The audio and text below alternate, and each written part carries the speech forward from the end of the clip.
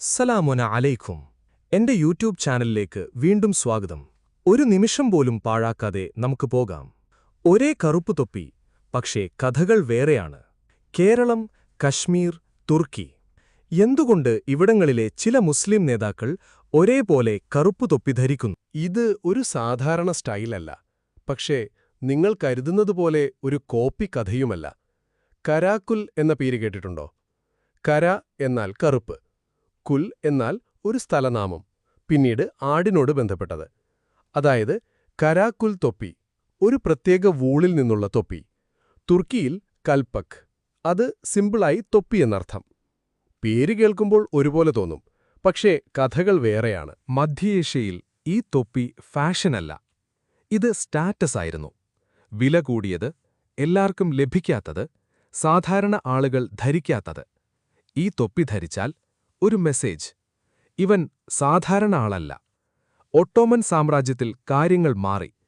മഹമൂദ് രണ്ടാമന്റെ കാലത്ത് ഫെസ്, ചുവപ്പ് തൊപ്പി, പൊതുവായി പ്രചരിച്ചു. സാധാരണ ഉദ്യോഗസ്ഥർ ഫെസ്, നേതൃത്വം ചിലപ്പോൾ വ്യത്യസ്ത തൊപ്പികൾ. മുസ്തഫ കെമാൽ അത്താതുർക്ക് യുദ്ധകാലത്ത് ധരിച്ചത് കൽപ്പക് സ്റ്റൈൽ. ഇവിടെ തൊപ്പി എന്നു പറയുന്നത് അധികാരവും നേതൃപാടവും. മധ്യേഷ്യയിൽ കാശ്മീർ, ഇറാൻ, അഫ്ഗാനിസ്ഥാൻ ഇവിടങ്ങളിൽ കറുപ്പ് കരാക്കുൽ തൊപ്പി എലൈറ്റ് ആളുകളുടെ അടയാളമായിരുന്നു. കേരളത്തിലും തമിഴ്നാട്ടിലും ഇത് കണ്ടിട്ടുണ്ട്. പക്ഷേ ഇത് ഒട്ടോമൻ സ്വാധീനം മാത്രമല്ല. ഇവിടത്തെ മുസ്ലിം സമൂഹം അറബ്, പേർഷ്യ, മധ്യ ഏഷ്യ എന്നിവയുമായി ബന്ധപ്പെട്ടു. അതുകൊണ്ട് ചില ഉസ്താദുമാർ, തങ്ങൾ എന്നിവർ ഈ തൊപ്പി സ്വീകരിച്ചു. ഇത് കോപ്പിയടിക്കലല്ല, ഇതൊരു കണക്ഷനാണ്. സാധാരണയാളുകൾ ലളിതമായ തൊപ്പി അല്ലെങ്കിൽ ഫെസ്, പ്രമുഖർ കരാക്കുൽ പോലുള്ള കറുപ്പു തൊപ്പി. പക്ഷേ ഒരു പ്രധാന കാര്യം, ആരും നിർബന്ധിച്ചില്ല.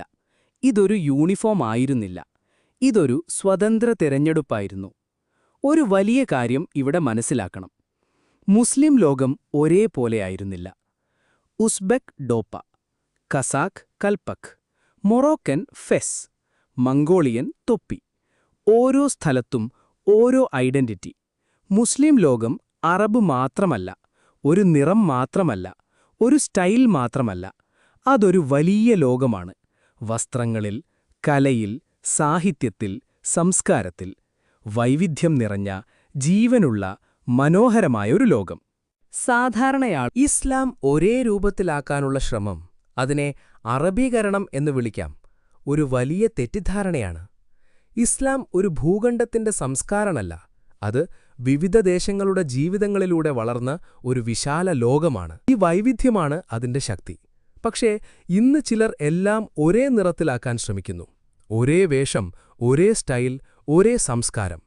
ഇതോടെ നഷ്ടമാകുന്നത് വിശ്വാസമല്ല, നഷ്ടമാകുന്നത് ചരിത്രം, കല, ഭക്ഷണം, ഭാഷ, ഐഡന്റിറ്റി, ഒരു ജീവൻ നിറഞ്ഞ സംസ്കാരം തന്നെ. ഇസ്ലാം ഒരേ രൂപം ആവശ്യപ്പെടുന്നില്ല, അത് സത്യവും നീതിയും ആവശ്യപ്പെടുന്നു. ബാക്കിയെല്ലാം മനുഷ്യരുടെ സൃഷ്ടിയാണ്. അതാണ് അതിന്റെ സൗന്ദര്യം.